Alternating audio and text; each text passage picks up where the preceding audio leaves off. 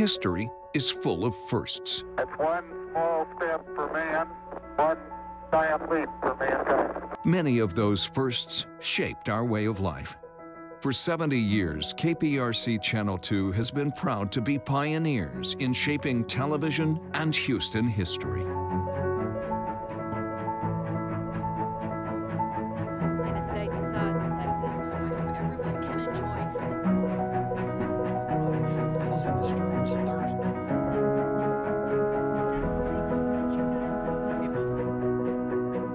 Minutes before 9 o'clock, the crew's here telling them. This is the first time in a long they had 11. As soon as some of your Isn't it good to work for a place that has a sense of history? And indeed it is. See, taking the president from Spring to College Station, fellas.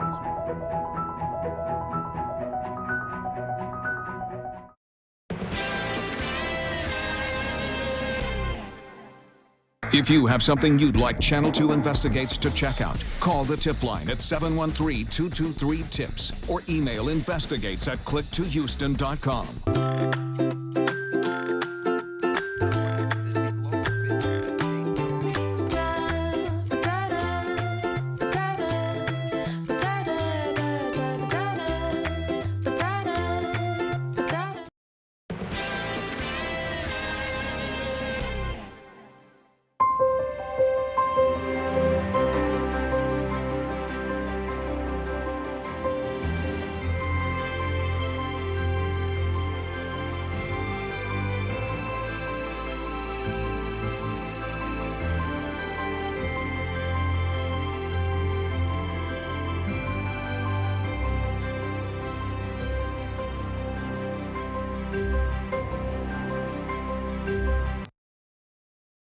Channel 2 News begins right now with breaking news. Breaking now at 4, a longtime officer with the Texas Department of Corrections was found dead in Brazoria County. Now homicide investigators are looking for answers. The Brazoria County Sheriff's Office says the body of Dennis Michael Taylor was found on Follett's Beach, which is on Follett's Island in Brazoria County. The Galveston County Medical Examiner's Office determined Taylor died from a gunshot wound. Taylor had not been seen since last Wednesday in Freeport. We are going to turn to our weather now because we have a cold front that's bearing down on us. Yeah, that means changes are coming. We turn to Chief Meteorologist Frank Billingsley now for the details. Yeah, you know what? It's going to clear any fog out. They've had a nice break in Galveston today after being socked in all morning, but that's going to change. And so is our temperature. Look at this. 70s just about everywhere you look. 75, 77, 76 in Houston, 77 in Wharton. But take a look at the north. 54 in Dallas, 50 in Oklahoma City, 46 in Amarillo. So this front is already moving into San Antonio. That's what's on the way. It's just really in the neighborhood of College Station right now. I'm going to time it out for you coming up. A lot of the rain is to our north with it. You'll notice that flow right across that front. That's going to be fairly prevalent over the next couple of days. But showers, certainly light rain, and even a few thunderstorms are on the way as we move into this evening. That front continues to move toward the coast. It'll be there later this evening by about midnight. And then you can see the futurecast for tomorrow continues to put rain in the area. But again, a lot of it's to the north. I'm going to explain why coming up. But have a close-up futurecast for you as we continue. How much rain we expect and how cool it's going to get. The answer is cool. Stay with us, Keith. Okay, we'll see that in a few minutes, Frank. Thank you. You can track the rain chances and temperatures wherever you go by downloading Frank's free forecast weather app. Just search KPRC in your app store. We are getting a closer look at an HISD teacher charged with indecency with a child. James Allen Bradley is accused of inappropriately touching a student at Foster Elementary School where he used to work. Investigators say a kindergartner told her mother that Bradley touched her inappropriately on several occasions. He appeared in court for the first time overnight, where a judge set his bond to $30,000. Bail conditions are set for a former HISD teacher accused of inappropriately touching a student. 46-year-old Raymond Williams was back in court today after posting a $100,000 bond. Williams is accused of touching a 10-year-old student in January of last year when he was a teacher at Cashmere Gardens Elementary School. A judge has ordered that he cannot contact the victim or the victim's family. Williams also was not allowed to spend time with anyone under the age of 17, and he is ordered to turn over his passport. He is charged with indecency with a child. It is a crime that police say is on the rise. People renting equipment from Home Depot and never returning it only to sell it and then make a profit. Today, police were able to stop at least one person from getting away with that. They were tipped off about someone trying to sell that equipment and made a traffic stop on Beltway 8 in Hammerley in West Houston. Police were able to drag the suspect out of the vehicle and arrest him at the toll booth. That equipment and trailer is valued at about $23,000. Police have identified the 4 people who died in a head-on collision in Dayton yesterday. These images came from Bluebonnet News. 3 vehicles collided in the crash on State Highway 146. The cause of the crash is still being investigated. Yesterday, we told you about one of the victims, Alfredo Cuellar Jr. of Beeville. Today, we learned the names of the 3 other victims. 41-year-old Ricardo Martinez of Houston, 27-year-old David Cortez of Hatch, New Mexico, and the driver of a second vehicle, 25-year-old Blaine Springer, also from Houston. Another driver is lucky to be alive after he lost control of his vehicle and then wound up with a post lodged in his abdomen. And somehow the man was able to call police for help. He was driving on Highway 75 in Willis when he crashed into a fence at a trailer yard. Firefighters were able to free him, but he will need surgery to remove the remaining piece of the pole. The general manager says this is not the first time something like this has happened.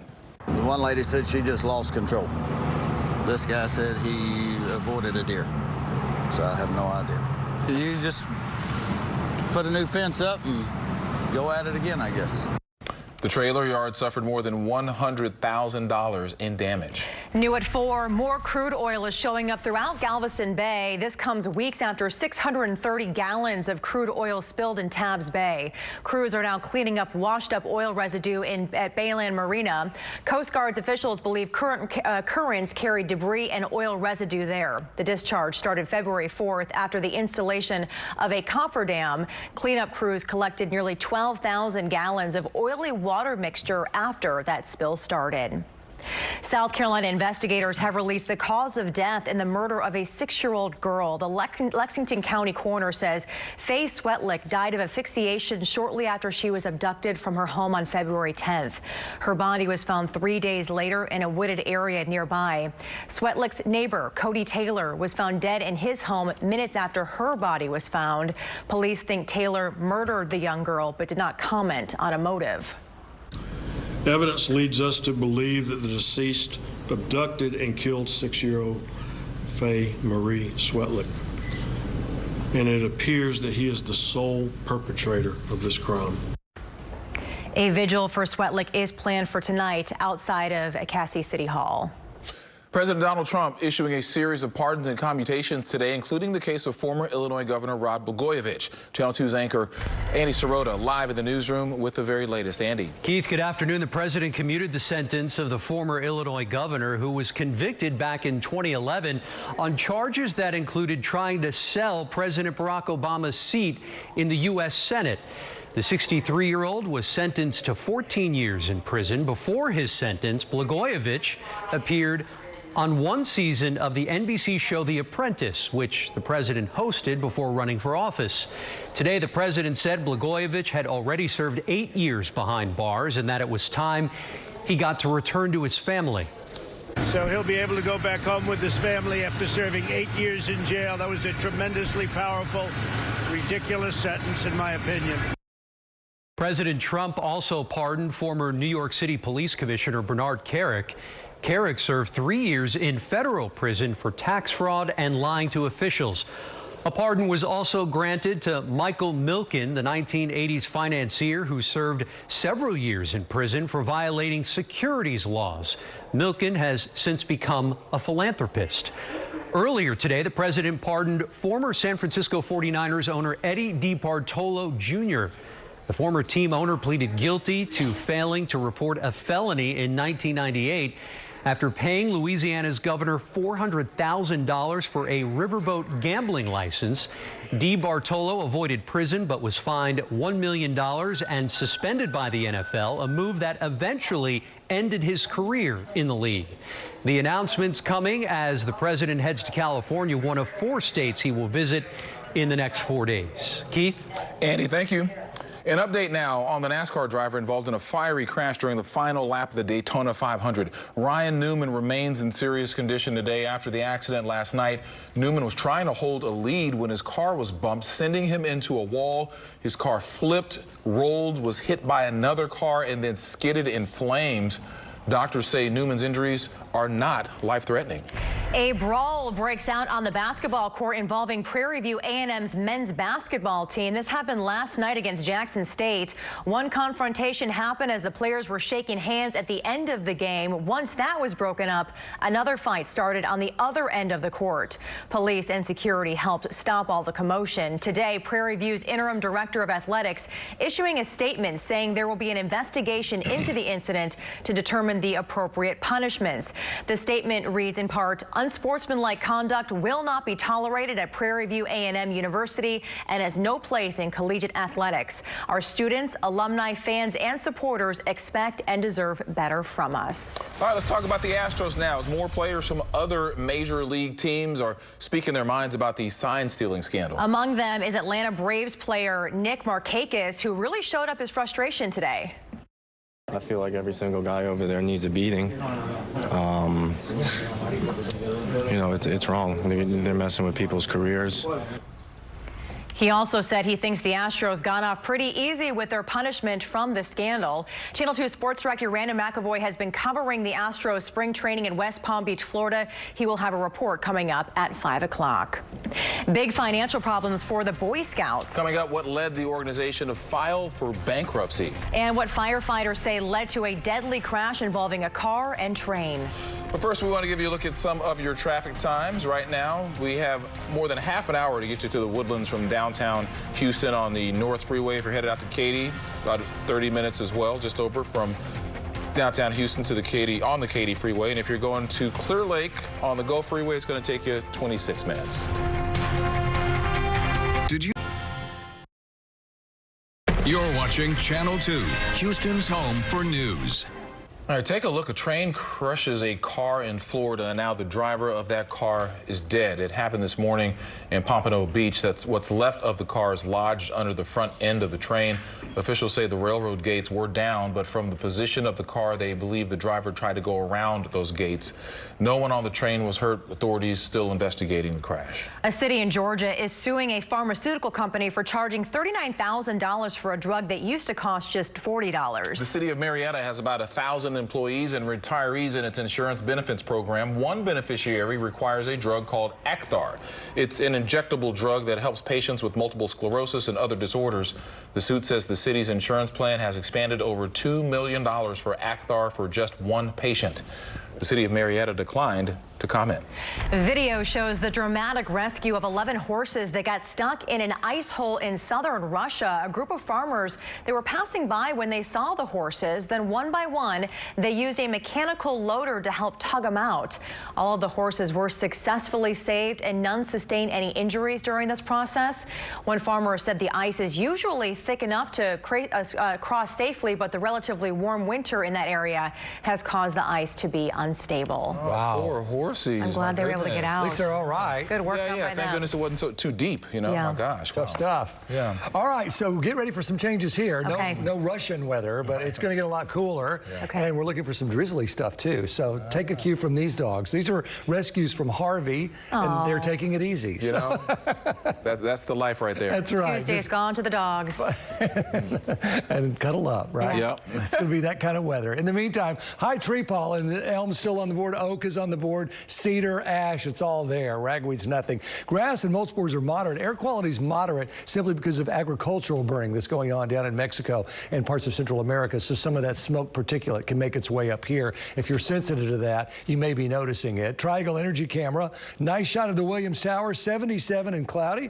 Winds are calm. Dew point 65. Humidity is up at 66%. Down in Galveston, you certainly started out with the fog this morning. Just socked in, but a whole lot better. And this front that's going to come in here tonight is going to clear it out for you. 72, calm winds right now. Humidity's way up there at 91%. Pretty much 70s everywhere you look, except Brenham's at 68, LaGrange is at 68, and College Station at 57. So there are changes clearly on the way. Look at the winds, 18, 15 miles an hour. Elsewhere, 5, 6, 7, and gusts to 23, 22, 25 miles an hour. So this is a breezy front. It's going to move in, and it's going to change the temperatures dramatically. Light rain generally, that's what I'm seeing now from Madisonville to just south of Crockett. There's the potential for a little lightning bolt or two and a possible thunderstorm as these storms continue to move through. You'll notice they're going from southwest to northeast, and we're going to talk about that. For Brenham to Navasota now, we're seeing those showers. So we'll get the rain in here, but a lot of it's going to stay to the north of Houston. I think that's where we're going to see the heaviest amounts and the most rain over the next 2 days. So that's the current setup. And you'll notice that initializes just perfectly on my futurecast here. Temperatures in the 60s. We're still 78, 79. So there's the front now. Notice what happens. The front comes into downtown. Most of the rain and the thunderstorms stay up here to the north. This is 7 o'clock. We'll see that wind shift. And then as far as the coast is concerned, it gets there by 10, 10:30, 11 o'clock. Continue to see that north wind pull in here. And tomorrow, temperatures are right there from 50, 54 to 56 downtown. And notice they don't move all day long. Stay right there, 50, 54, 56, 57. So once we get down into those 50s, we're going to stay there all day Wednesday. Thursday, again, a lot of the rain is to the north of us. Not to say we won't see some of this. This is 6 a.m. on Thursday, down to around 50, 51. And then in the afternoon, it stays cold on Thursday, if not even a little colder than the morning, and these showers begin to push on through and get out of here by late Thursday. So there's the rain amounts, and most of the heavy rain up to the north. Huntsville could see a couple of inches. An inch will be fairly standard for a lot of you from College Station and Brenham on up toward Lufkin, and then half an inch or even a little less as we go down from I-10 and south. So I don't think we're looking at any kind of flood event. And here's the situation. You can see there's the front there, and notice this flow here. That's the jet stream. And so that's where really the lift is occurring with all of this. This isn't a really strong cold front. It's colder air that's moving in, but it's what we call fairly shallow. So as it moves in, it's not going to really raise that warm air quickly and create big thunderstorms. It's also not going to travel very quickly either, despite the winds with it. And it's more or less going to stay, I think, to our north. So it'll become a stationary front as it moves on through, but the rain stays right up here. And notice that that's where we got it right on in through Thursday. Mostly to the north, riding off into the southeast. The cool air comes in, the clearing starts as early as Friday, and Saturday looks good. I think most of Sunday looks pretty good. There's a system out here, you see it in Albuquerque. It's going to race across, and that'll bring us a slight chance for a shower on Sunday. Here's our futurecast a little closer. There are the showers, and you can see that's where we're watching most of the action up to the north, but cloudy. I'd keep an umbrella handy. It's certainly going to be on the drizzly side as we continue to go right through Wednesday. Power planner looks like this then. 30% chance for some light rains, maybe a quick thunderstorm here and there. 70 degrees by 7, 62 at 9, and then we're down to the upper 50s and the mid 50s, and that's where we stay right on into the day. So rain certainly for your haircast and the clouds. It's just damp weather out there. Here's a look at the full boat. 7 to 10 days, 56, pretty much standard for Wednesday. 50 and 52 on Thursday, 40 for a low on Friday with a high of 54. The San Luis Salutes Friday looks like nice weather for it. The Moments Parade, which we're going to have right here on KPRC Channel 2, looks like nice weather. 62, it's 20%. There's that business out of Albuquerque. And then Monday that clears out. Then we're back to some shower chances for the actual Mardi Gras day, 30% and Wednesday. And then look what happens. Maybe this could hold true, that we get into another nice weekend. Just keep the nice weekends coming and get all of our business done in between the weekends. I agree. Yes. So get ready for some changes. Get a jacket out, get your umbrella out, and wait for the weather. Get those dogs. That's right. All right, Frank, thank you. All right, coming up, spending more time outdoors can do more than help your health. How it can also help the planet. And the household cleaning products that could increase your child's risk of developing asthma. BC. We are following breaking news. A person has been hit by a car in North Houston, and Houston police believe this happened on purpose. Sky 2 live over Cavalcade Street and Fulton Street, just east of the North Freeway. Houston police and Houston Fire are at the scene. We do have a crew on the way. We will have a live report on air and online just as soon as we receive the additional information.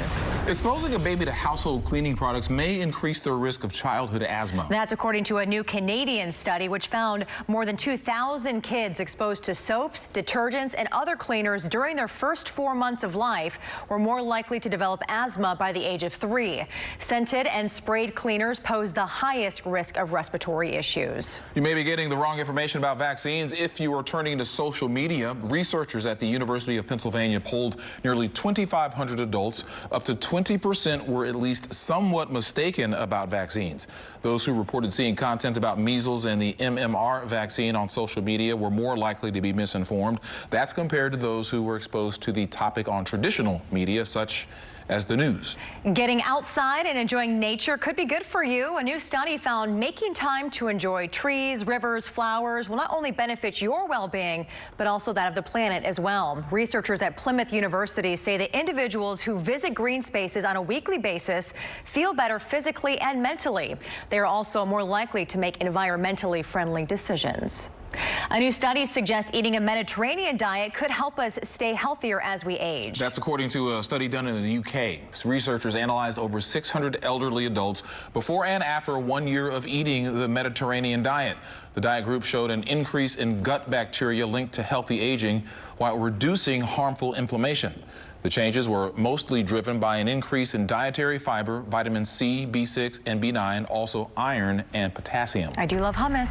All right, do you have a gift card or store credit you still have not used? You're not alone. How much money in credit actually goes unused here in the U.S.? And Redbox's new plan to compete with services like Hulu and Netflix. Time, anywhere.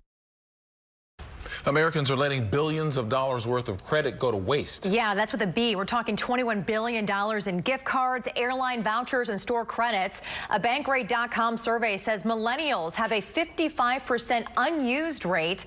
Gen X has the lowest rate at 46%. People with higher incomes are more likely to let gift cards or credits expire. 64% of the Americans surveyed say that they will use cards or credits eventually. Others say they probably won't. Redbox is jumping online. The company wants in on the online video streaming business. Redbox launching a free streaming service supported by ads. It's called Free Live TV, and you can watch specific channels, movies, and even viral videos. The service is available online through the Redbox app. Redbox launched its on-demand service in 2017.